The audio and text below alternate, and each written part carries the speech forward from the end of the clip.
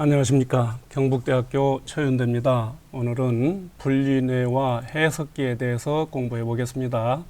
이 내용은 2020 수능 특강에 있는 내용입니다. 우선 우리 뇌의 그 좌뇌하고 우뇌의 기능에 대해서 한번 알아보겠습니다. 좌뇌는 그 몸의 우측 감각과 운동을 갖다가 담당합니다. 반대로 이제 우뇌는 우리 몸의 그 좌측 감각과 운동을 갖다가 담당하게 되겠습니다. 그 다음에 좌뇌는 언어 능력하고 논리 추론을 갖다가 담당하겠습니다.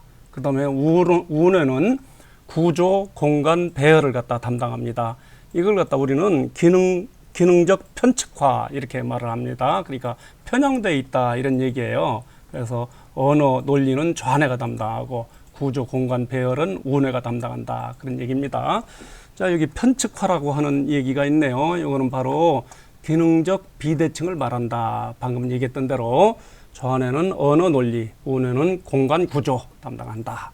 이거는 편측화는 인간에게만 있는 그런 특징입니다. 동물에게는 이런 것이 없습니다. 왜 그러냐면 이것이 가장 효율적이기 때문에 그런 기능을 하게 되는 겁니다. 그 다음에 이제 뇌량이라고 하는 이런 이제 용어가 있네요. 뇌량은 우리 뇌에 좌뇌하고 우뇌를 연결시키는 통로가 있어요. 통로가 있는데 이걸 갖다 뇌량이라고 그래요. 일종의 신경섬유 다발입니다. 근데 어떤 사람들은 이 뇌량을 갖다 절단하는 수술을 받게 됩니다. 그런 사람을 갖다 우리는 분리뇌 소유자, 뇌가 분리됐다 그런 얘기예요. 분리뇌 소유자 이렇게 얘기하는데 이런 사람들은 일종의 기능적 장애인이 되겠습니다. 그러니까 방금 얘기한 대로 뇌량이 절단된 그런 환자다. 그러니까 좌뇌하고 우뇌를 연결시키는 통로가 없어요. 그러니까 정보도 결핍되고 정보 공유도 못하고 이렇게 되겠습니다. 그 다음에 이제 해석기라고 있는데 해석기는 인터프레터, 그러니까 통역관이죠, 일종의. 그래서 이것은 이제 인과관계 설정을 갖다 담당합니다. 그래서 적은 정보에서 단서를 찾아서 부정확하지만 신속하게 이야기를 꾸며내는 기능을 합니다. 왜 그러냐면 그게 생존에 유리하기 때문에 그래요. 일종의 진화된 거죠. 이렇게. 자, 다음 페이지에 여기 이제 분리뇌 환자 실험이 있습니다. 이거는 바로 1981년에 노벨상을 받게 된 그런 주제인데요. 여기 지금 그림을 보면 여기 이제 앞에 스크린이 있어요. 환자 앞에 스크린이 있고요. 그 앞에 이제 여러 가지 물건들이 있습니다. 열쇠도 있고, 반지도 있고, 포크도 있고, 컵도 있고, 뭐 드라이버도 있고 이렇게 물건을 놓아뒀어요. 그리고 이제 스크린 좌측에다가 열쇠라고 하는 글씨를 보여줍니다.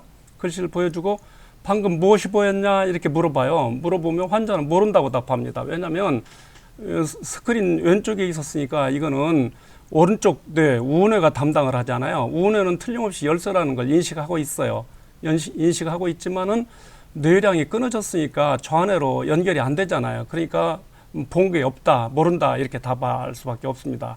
다시 한번 얘기하면 우뇌는 이제 열쇠를 인식했어요. 그런데 뇌량이 끊어졌으니까 좌뇌로 전달이 안 되겠습니다. 그러니까 모른다고 답할 수밖에 없죠.